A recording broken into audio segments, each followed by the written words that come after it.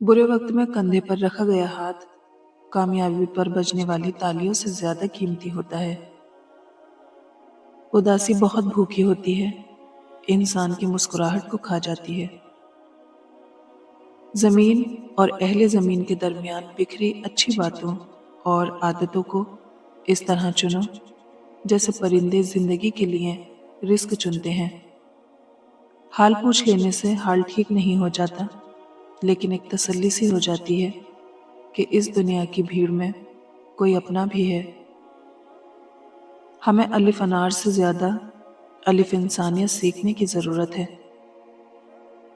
جمع کر دی گئی دولت کبھی ساتھ نہیں جاتی، لیکن دولت کمانے کے لیے اگر گناہ کیے ہیں تو وہ ضرور ساتھ جاتے ہیں۔ زندگی ہلکی پھلکی ہے، بوجھ تو سارا خواہشات کا ہے۔ مانگی ہوئی توجہ عزت نفس کی توہین ہے۔ شکوے بہت عزت دار ہوتے ہیں، سب سے نہیں ہوتے اور سب کے سامنے بھی نہیں ہوتے۔ حضرت علی نے فرمایا، سر پر دوپٹہ رکھنے سے عورت اللہ پاک کے سائے میں رہتی ہے۔ درد مند بنے، عقل مند تو بہت مل جاتے ہیں۔ وہ نماز سکھا دے اے رب جس نماز میں صرف تو ملے۔ مجھے کسی چیز نے اتنا نہیں تھکایا جتنا میرے اپنے خیالات نے مجھے تھکا دیا ہے۔ کسی کی مدد کرنے کے لیے جیب نہیں، دل بڑا ہونا چاہیے۔ میں نے لوگوں کی بھیڑ میں لوگوں کو لوگوں کے لیے ترستے دیکھا ہے۔ حضرت علی نے فرمایا، اللہ تعالیٰ کبھی دو مخلص لوگوں کو جدا نہیں کرتا، جدا تب کرتا ہے جب دونوں میں سے کوئی ایک منافق ہو۔ اللہ کبھی مخلص کو منافق سے نہیں جوڑتا۔ زبانوں کے پیچھے مت چلو، کوئی تمہیں ایسی کہانی نہیں سنائے گا جس میں وہ خود غدار ہو۔ عجیب رشتہ رہا کچھ اس طرح اپنوں سے، نہ نفرتوں کی وجہ ملی نہ محبتوں کا صلہ ملا۔ خوشی کی سب سے اعلیٰ قسم سکون ہے۔ ہر شخص خوش رہنے کے لیے پریشان ہے۔ مجھ کو ایک دن کی حکومت جو میسر آئے، مفلسی بانٹ دوں اس دور کے آقاؤں میں۔ ہم سمجھتے کم، سمجھاتے زیادہ ہیں، اس لیے سلجھتے کم، الجھتے زیادہ ہیں۔ سب سے بڑا جاہل وہ ہے جس کا دعویٰ ہو کہ اس کے پاس ہر سوال کا جواب ہے۔ جینے والوں کی قدر کیجیے، مرنے والے اپنی تعریف نہیں سن سکتے۔ منفی سوچیں وہ بھاری بوجھ ہیں جو ہم ہر وقت اپنے ساتھ اٹھائے پھرتے ہیں۔ کسی کا سکون چھین لینے کا کفارہ محض عبادت کر کے ادا نہیں کیا جا سکتا۔ غرور اچھا نہیں کسی بھی شے پہ، یہاں جلتی لکڑی بھی کبھی پیڑ ہوا کرتی تھی۔ احساس کیا ہے؟ دوسروں کی تکلیف کو اپنی تکلیف سمجھنا۔ مؤذن نے اذان دی، کوئی مسجد نہیں آیا۔ مؤذن نے دوبارہ اذان دی تو آدھا گاؤں لڑنے چلا آیا کہ اذان دوبارہ کیوں دی۔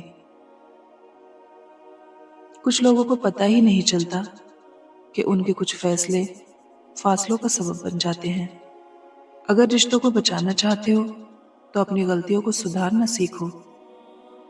دوسروں سے متعلق اپنی زبانوں کو سی ڈالو، کیونکہ بدگمانیاں بالکل پھٹے کپڑے کی طرح ہیں، جتنا بھی سی لو کپڑا پھر بھی پھٹا ہی رہے گا۔ اگر تم قرآن کو سلف صالحین کی طرح سمجھنے لگو گے، اس دن سے تمہارا نہ کوئی مسلک ہوگا نہ کوئی فرقہ۔ ہر عمل اپنے نتیجے کے انتظار میں ہوتا ہے۔ وقت کے پاؤں بھی نہیں ہے اور رفتار بھی غضب کی ہے۔ دیکھو، حقیر دنیا کی خاطر جنت نہ کھو دینا۔ بے شک قرآن مجید دلوں کا سکون ہے اور ہماری ہر الجھن کا واحد حل ہے۔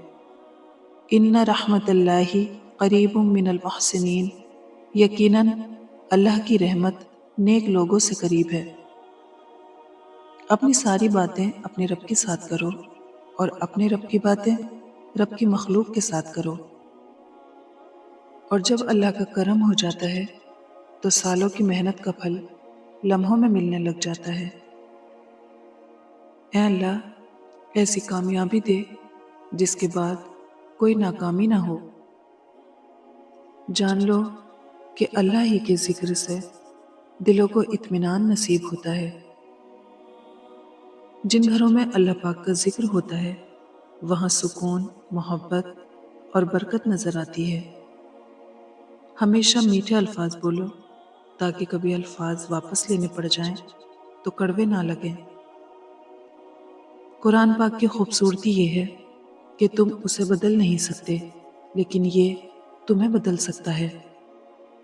زندگی بدلنے کے لیے لڑنا پڑتا ہے اور آسان کرنے کے لیے سمجھنا پڑتا ہے۔